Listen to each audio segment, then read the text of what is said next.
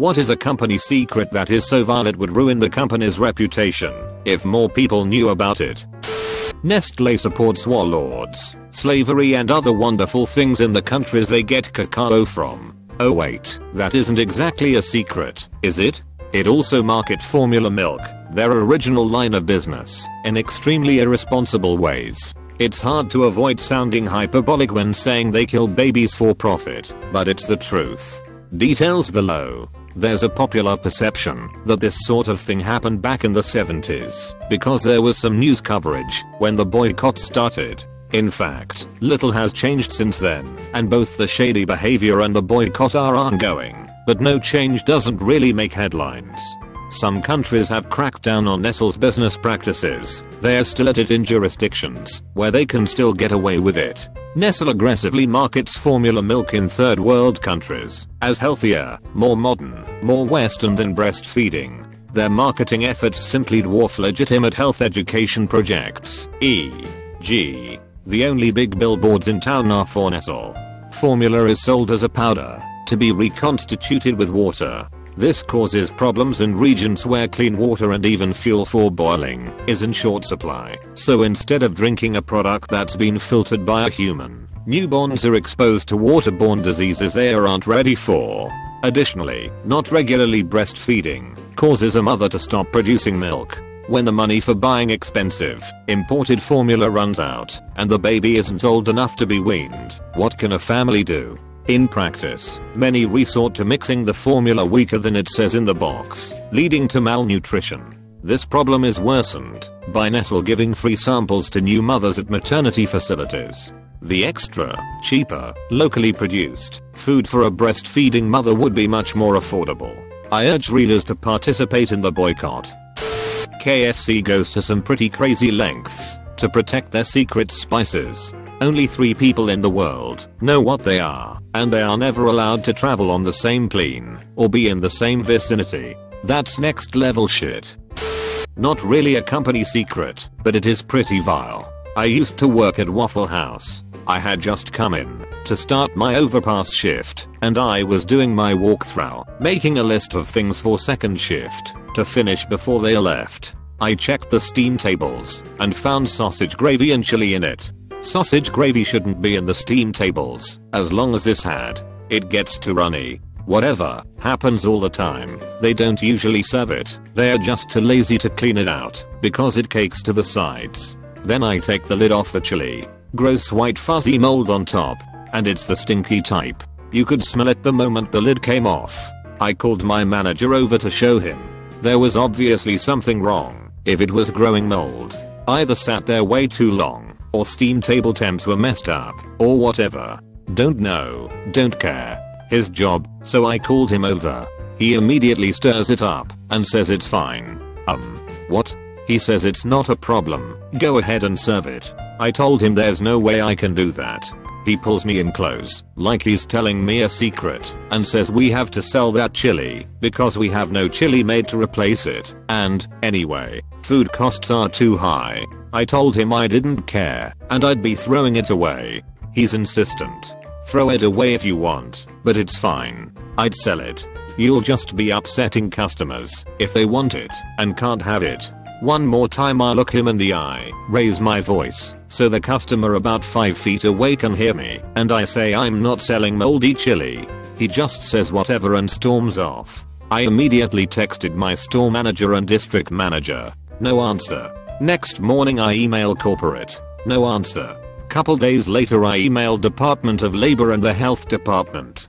Got a thanks for the heads up email. Nothing ever happened to the guy. As far as I know, still friends with many of the employees there, and the rumor mill is worse than middle school. No one, corporate, DOL, HD, even contacted the store or management. Worked at a startup web design firm a few years back. We were making a browser-based city builder game, and my job was creating little flash mini games that could be played in it for resources, bonuses and such. There was one game that kinda revolved, got out of hand, and we fleshed it out into a full-fledged standalone game as a means to get attention for our project by submitting this game to Newgrounds and such. Kind of a hey, if you like this game, I make many more like it for this browser-based city simulator. Totally legit operation too. Until I found out what the company president was doing. He was going to the other games featured on the sites I submitted to, creating accounts, and dumping on other games. He was giving 1-star reviews and 0/10ths and thumbs downs, all shamelessly, all willy-nilly, and dropping the same copy/paste comment to them all. This game sucks, you should play this game instead, and he'd link to my game. I'm glad that company dissolved, and that fat opportunistic fuck isn't in charge of anything anymore. Dunkin' Donuts at Fenway Park serves regular coffee as decaf. Kinda scummy for people that are trying to get off caffeine. Edit. Due to the upvotes I will post the email I got about my complaint. Ridiculous. Desk Downs. Thank you for taking the time to contact Dunkin' Donuts. We always appreciate hearing from our guests. It's important to us to get feedback both good and bad about our products and the service you receive at our restaurants. We will make sure your comments get heard and shared with the appropriate people. At Dunkin' Donuts we value our guests and are committed to making your visits to our restaurants a pleasant experience. We look forward to the opportunity to serve you again soon. Bob Guest Relations Coordinator. Case #8,223,131. My last job trained us how to deal with people of lower socioeconomic status. It was a class on how to understand poor people and why they are different from other people. There were charts and videos all explaining how not to think of them as irresponsible, but to understand that their uneducated selves have a different poor culture. It was one of those situations that leave you looking around the room wondering if anyone else sees how absurd the situation is. Coca-Cola. In the 1970s, a Coca-Cola franchised bottling plant in Guatemala suffered a spate of mysterious murders of union-affiliated employees. To date, there have been a total of 179 major human rights violations of Coca-Cola's workers, including 9 murders. Family members of union activists have been abducted and tortured.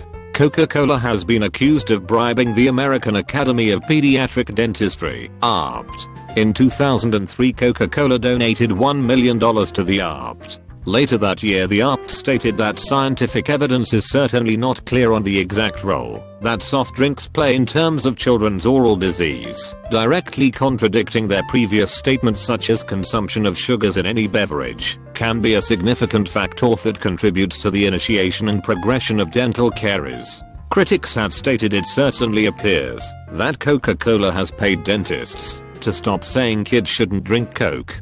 37, 38. It just goes on and on. I'm a manager at a fast food restaurant. I won't name it because I unfortunately still need my job there, and my regional manager told me I'd volunteer hours or get fired. I asked about certain laws against this and was told that he could fire me for something else. The cameras at said store don't even work. I also had to close a store down by myself, also off the clock, because managers should fend for themselves. Upon being hired as a manager, I was told I could move up in the company indefinitely. They then fired my boss for her getting paid too much. That's the legitimate reason they used. I'm not even sure how that works. The whole company is corrupt, and I wish I could find a new job.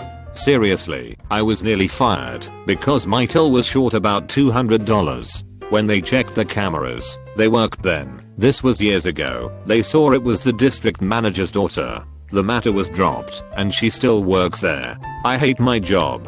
None of this is really a deep dark secret, but I felt the need to vent. I was in the Marines for 5 years. Other than a few absolutely shining examples of machoism and fitness, the vast majority of the force is fat, lazy, disgusting, ignorant pieces of human shit. Literally some of the worst people I've ever met. Sorry to my fellow devil dogs, but you fucking know it's true, and if you don't you are that slob. On December 3rd, 1984, Union Carbide, now part of Dow, accidentally killed 5,000 residents of Bhopal, India, when its pesticide plant sprung a leak. It abandoned the plant without cleaning it up, and since then, an estimated 15,000 more people have died from complications, most resulting from chemicals released into the groundwater. Although legal investigations have consistently pinpointed Union Carbide as culprit, both Union Carbide and Dow have had to publicly deny these findings. After the accident, Union Carbide compensated victims' families between $300 and $500 per victim. I work at one of the biggest producer of soups worldwide.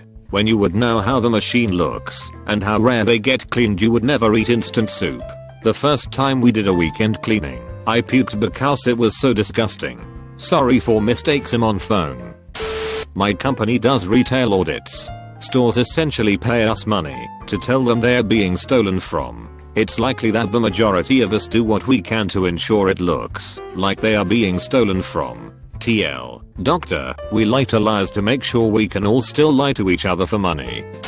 I think if people actually saw Taco Bell squirt that meat out of a hose onto that tortilla, they'd have a lot smaller appetite for like 5 minutes, then they'd eat it anyways. Edit. I'd like to point out that both of these instances happened quite some time ago. I saw the meat hose in person when I lived in Brookhaven, Mississippi, which was about 10 years ago, and the broken one happened maybe a few months prior visiting my relatives in the Jackson, Millisecond area. Several people have worked there, etc. And they didn't use a hose. Maybe they changed this practice since then. Not sure. I'll have to check next time I'm in those areas. TL. Dr. Taco Bell uses a nasty meat hose. A New Zealand-owned burger chain that I worked at for 6 years during school/college sent all its staff out a style manual to go with its new uniform. It recommended we wear MacMacup, which is $60 a bottle over here, and said, quote, leave for work looking hot enough to take a selfie #BURGERFUEL #MAKEUP, hot #SELFIE. They introduced short shorts, which only went up to size 10, so a chubby girl at my work was reduced to tears having to wear men's shorts. As a manager, I deliberately walked in looking like utter crap and refusing to wear their precious shorts. My boss bought them a size too small on purpose, so everyone's asses were hanging out. I let everyone on my shift wear what they wanted until the day I left. We didn't get paid enough to be party flipping strippers. What the flipping fuck? The director of the Law Center for People with Disabilities here can't read and is a lecherous creep who fired 2 advocates and shipped our supervising attorney to an office 700 miles away for reporting him to the board for sexual harassment, then had the receptionist/secretary deported, over $1 million budget, and does nothing to help people with disabilities. Bayer, big pharmaceutical company, have a couple, claimed aspirin was their own invention and sold it as such. Used to be chaired by a Nazi convicted at the Nuremberg trials of carrying out experiments on humans at Auschwitz. Intentionally sold blood infected with HIV. Bank of America secretly took out life insurance policies on its employees in a manner which ensures profit, aka selecting probable candidates that may die in a manner of time that would make the investment worth it. Some families of these employees found out, but not a lot of news about it.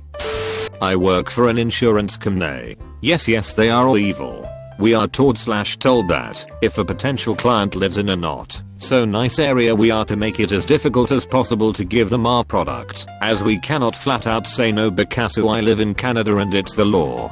So if they live in low income housing, we would ask for an impossible amount of paperwork, add surcharges, and or make them wait up to a month for us to process the paperwork.